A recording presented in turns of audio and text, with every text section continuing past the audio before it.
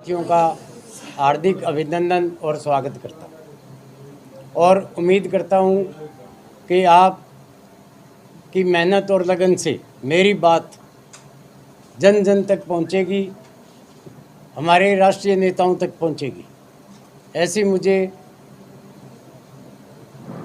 आशा ही नहीं, आप सब पे भरोसा है। मैं अपना परिचय देते हुए इंद्राज धुंधवाड़, चूड़ी बागड़ियान, उपेक्षित दलित समाज का प्रदेश अध्यक्ष और अखिल भारतीय वाल्मीकि महापंचायत का प्रदेश प्रभारी हूँ।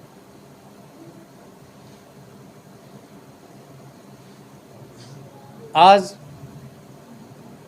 आप सब पत्रकार मित्रों से वार्तालाप का मेरा उद्देश्य है, एक हमारी जो एससी समाज की समस्या है उसके बारे में। हमारी दो राष्ट्रीय राजनीतिक पार्टियां हैं, बीजेपी है, कांग्रेस है, और एससी ए के अंदर 36 बिरादरी एससी समाज की आती है। आज की तारीख में जबकि लोकसभा चुनाव होने जा रहे हैं, किसी भी राष्ट्रीय दोनों पार्टियों में से एससी ए के दलित समाज को किसी ने भी तरजीह नहीं दी, उनकी तरफ कोई ध्यान नहीं दिया। जैसे बीजेपी की तो टिकटें डिक्लेयर हो चुकी हैं, कांग्रेस की आज या कल में होने वाली है, और प्रेस के माध्यम से, आप लोगों के माध्यम से, हर तरह की चर्चा के माध्यम से पता है लगा है कि कांग्रेस पार्टी भी दोनों टिकटें एक समाज को, विशेष समाज को ही देने जा रही। तो मैं दोनों राष्ट्रीय पार्टियों से, उनके हाईकमान से निवेदन करना चाहता हूँ कि हमारे एससी ए की दलित समाज की 36 बिरादरी जो समाज के अंदर अपना बहुत बड़ा योगदान रखती हैं, इस लोकतांत्रिक प्रणाली में और समाज में, हमारे समाज में जो हर दुख तकलीफ हर समाज में ही होती है, और हमारा जो दलित समाज है वो गरीब समाज है, उसमें कुछ समस्याएं ज़्यादा ही होती हैं। अगर ये राजनीतिक पार्टियां हमारे साथ ऐसा सौतेला व्यवहार करेंगी तो कल को हमारे समाज में आने वाली समस्याओं की सुनवाई कौन करे? हम किसके पास रोएं, किसको कहें? अब जैसे हमारा सिरसा लोकसभा क्षेत्र ही आप ले लो, इसके अंदर लगभग 8 लाख से ज़्यादा एससी समाज के वोट हैं। मैं कोई जात पात की बात नहीं करता, सारे एससी समाज ही होता है। 8 लाख से ज़्यादा वोटों की नुमाइंदगी हमारे दो सवर्ण दलित कहूँगा मैं तो उनको, सवर्ण हीरे मोती जड़ित दलित हमारा नेतृत्व करना जा रहा। अब मैं दोनों पार्टियों के हाईकमान से पूछना चाहता हूं कि ये दोनों दलित कौन सी तरफ से दलित हैं, कैसे दलित हैं? ये दलित तो हम हैं। अब हम दलितों का काम क्या रह गया इनके प्रति? ये सुख शांति में हो तो इनके लिए कुर्सी बिछाना हमारा काम, अगर इनके हर्ज मर्ज हो जाए, कुछ हो जाए, तो इनकी दरी बिछाना हमारा काम, यही रह गया बस।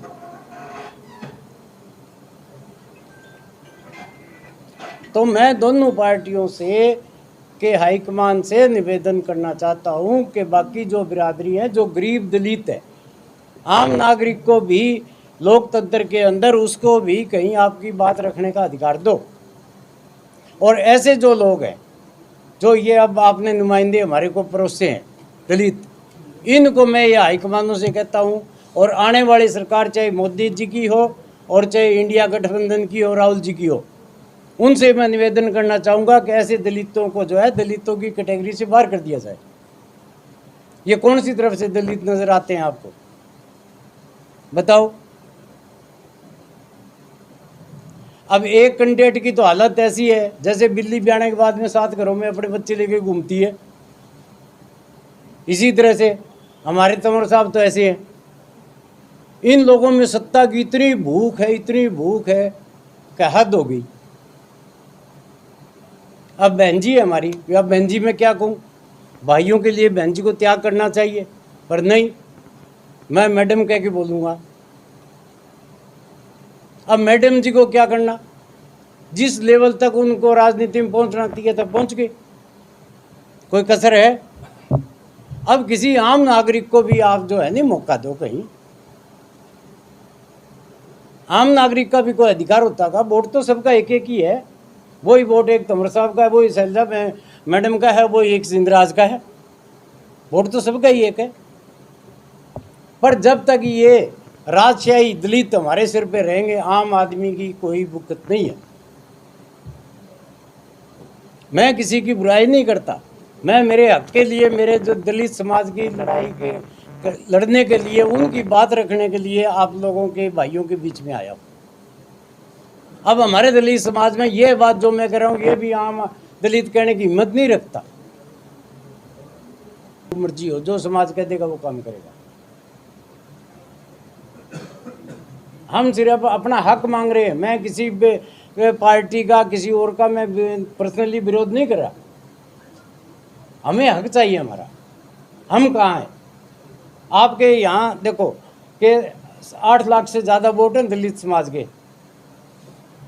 अब दलित समाज और कुछ जातियाँ तो ऐसी हैं कि मेन तो 3 ही हैं, अपना मेघवाल समाज है, चमार समाज, वाल्मीकि, दानव। बाकी तो बेचारे मिसलिनियस हैं। थोड़े बहुत आपके हैं तो बाजीगर हैं और राजपूत है, उसके बाद थर्ड बाकी जातियाँ तो ऐसी ही हैं, मिसलिनियस है। तो फिर इन लोगों का आप ऐसे हमारे सिर पे ना उठाओ। आप समाज के धरती से जुड़े, जमीन से जुड़े, जो इन समस्याओं की गहराई में जाता है, इनके लिए जिसके दिल में दुख दर्द है, उस आदमी को नुमाइंदा बनाइए। आपके हिसाब से कौन सा नुमाइंदा होना चाहिए आपके समाज का? हाँ जी, आपके हिसाब से समाज के अंदर नुमाइंदे बहुत हैं, 45 बिरादरी हैं। कोई ये जो मेरा अब जो ये पैराशूट से उतारे तो ये नुमाइंदे तो कोई वो नहीं है। और भी समाज में बहुत लोग हैं, काबिल लोग हैं। तो आपको लगता है आपने देरी कर दी डिमांड करने में? हाँ जी, आपने देरी कर दी? मैंने देरी नहीं की। मेरे पास मेरे अखबारों की फोटोएं पड़ी हैं, सब पड़ी हैं। मैं 2-3 महीने से लग रहा हूँ और मैंने कम से कम सैकड़ों चक्कर तो दिल्ली के लगाए।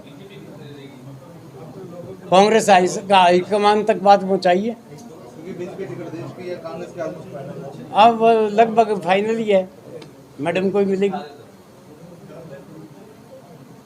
तो क्या स्टेप क्या रहेगा आपका? क्योंकि ये दोनों तो फाइनल है ही हैं, आप जरा शहंशाह होने नहीं चाहिए, राजा महाराजा नहीं होनी चाहिए ये तो। बाकी फिर समाज ने फैसला करना है। समाज को फिर जब भी कोई नॉमिनेशन वगैरह की डेट आई है, समाज की मर्जी है, समाज जैसा आदेश करेगा। या ऐसा तो नहीं है अगर अगर आप लोगों की सुनवाई नहीं होती, विरोध करेंगे या नोटा दबाएंगे? अगर ऐसी आती है, नौबत आती है, तो मैं तो समाज से यही आग्रह करूंगा, निवेदन करूंगा कि वो फिर नोटा का यूज़ करें।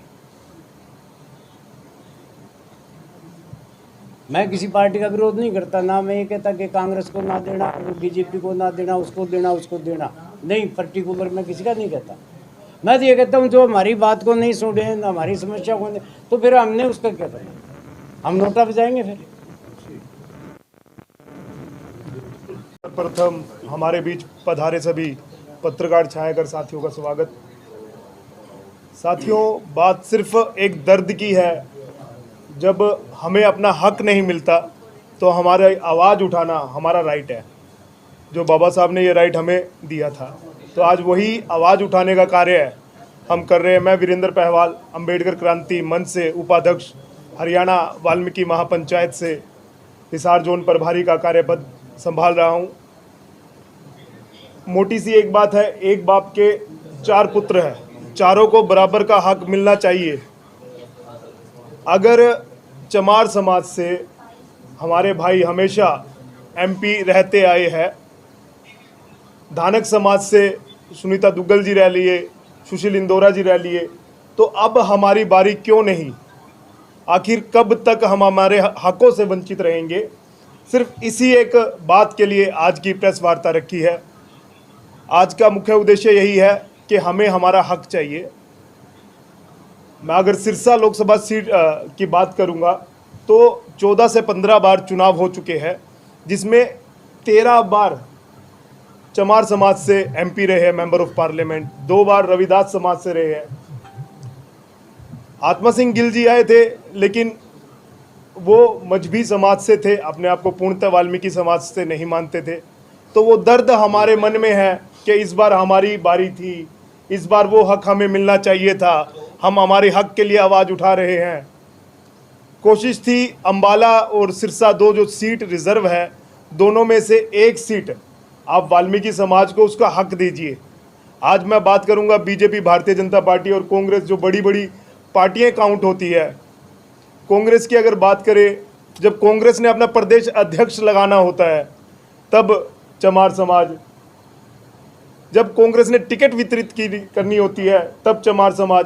आखिर 36 बरादरियों में से एक ही समाज पे फोकस क्यों? क्या बाकी समाज के वोट बैंक नहीं है? क्या बाकी समाज को अपना हक नहीं चाहिए? और अगर भारतीय जनता पार्टी ने वो मान सम्मान हमें दिया, हम बात करेंगे कृष्ण बेदी जी को राज्य मंत्री इन्होंने बनाया, आज बिशंबर वाल्मीकि जी को राज्य मंत्री बनाया, तो क्या भारत, पूरे हरियाणा की बात करूंगा, हरियाणा में सेकंड नंबर पर, दूसरे नंबर पर बहुसंख्या में दूसरे नंबर पर वाल्मीकि समाज उपस्थित है। अगर आप किसी को मंत्री बनाते हो तो क्या केवल वो राज्य मंत्री के लायक है? आप उन्हें कैबिनेट मंत्री बनाइए, आप उन्हें कोई अच्छा ओहदा दीजिए, उप मुख्यमंत्री बनाइए, ताकि समाज को कहीं ना कहीं उनका पेटा भरे कि आज हरियाणा के अंदर दूसरे नंबर पर हम बहुसंख्या में हैं, तो हमें भी अपना हक चाहिए। बहुत सी बार ऐसा होता है कि चुनाव के समय एक डमी कैंडिडेट को मैदान में उतार दिया जाता है। हम बात करेंगे अशोक तंवर जी की। अशोक तंवर जी को वोट करने वालों को भी सोचना चाहिए कि क्या केवल 36 बरादरी में, एससी समाज में तंवर साहब ही कैंडिडेट है?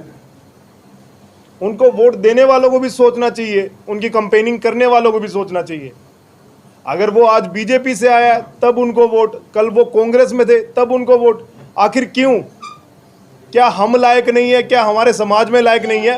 कैंडिडेट्स अगर आप नज़र मारोगे तो हजारों की संख्या में अच्छे सूझवान व्यक्ति हमारे समाज में मिल जाएंगे, लेकिन दुख सिर्फ इस बात का है कि केवल एक ही चेहरे पे फोकस क्यों?